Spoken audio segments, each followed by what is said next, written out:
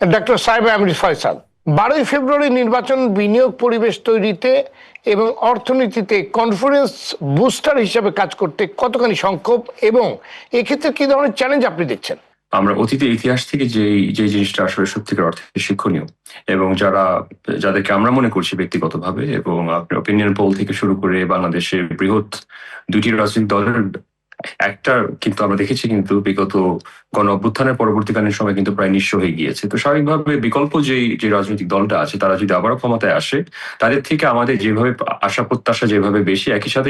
এবার আমরা একই সাথে বলতে চাই যে আমরা এখানে একটা ব্যাপক একটি ট্রান্সপারেন্সি এবং অ্যাকাউন্টেবিলিটির একটি মেজার থাকা উচিত। যেরকম দেখেন, পার্টি ম্যানরা যাতে ভবিষ্যতে যেভাবে আমরা বিগত 15 বছরে আমরা দেখেছি যে ব্যাংকিং খাত থেকে আর্থিক খাতে যেভাবে লুটপাট হয়েছে এবং আপনার টেন্ডার বাণিজ্যের মাধ্যমে যে অবৈধভাবে যে গভর্নমেন্ট টেন্ডার গুলো অ্যাওয়ার্ড করা হয়েছে, এটা থেকে রোধ করার জন্য যে বাংলাদেশের প্রধান রাজনৈতিক দলগুলোর যে ম্যানিফেস্টোতে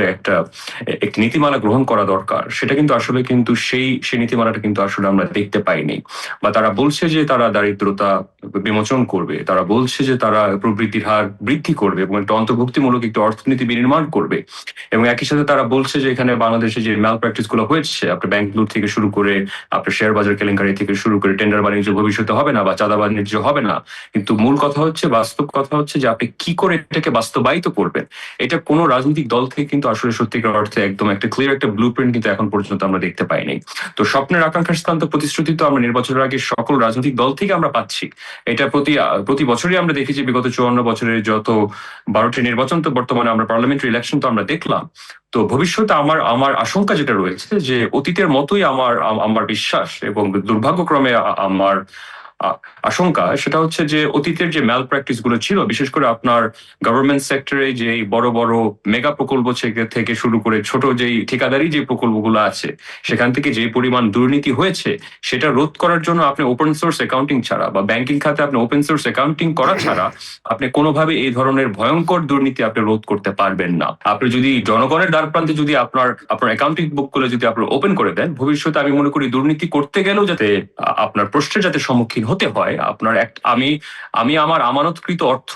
যেটা আমি আমার আমানত হিসাবে আমার জমাকৃত অর্থ দিয়ে তো ব্যবসায়ীরা, শিল্প গোষ্ঠীরা তারা লোন নিয়ে তো তারা ব্যবসা করছে। আমার তো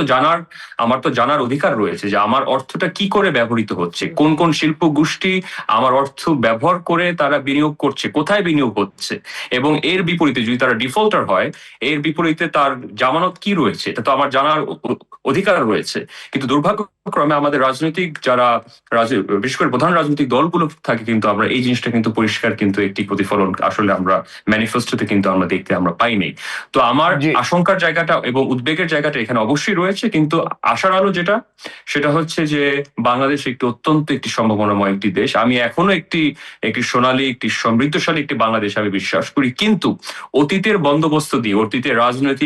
অর্থনৈতিক বন্দোবস্ত দিয়ে আপনি নতুন বাংলাদেশ আপনি বিনির্মাণ আপনি কোনোদিনও করতে পারবেন না। এখানে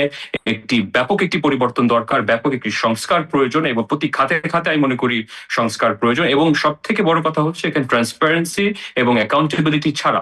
একদম রাষ্ট্রের প্রধান থেকে শুরু করে, সরকার প্রধান থেকে শুরু করে বাংলাদেশের একদম তৃণমূলের একজন কর্মকর্তা, আমি মনে করি যদি উন্মুক্ত স্থানে ভাবে যদি আপনি টোটাল অ্যাকাউন্টেবিলিটি না আনতে পারেন, বাংলাদেশে কোনোদিনও তৃণমূল পর্যায়ের মানুষ, প্রান্তিক জনগোষ্ঠী সত্যিকার অর্থে সামাজিক সুবিচার,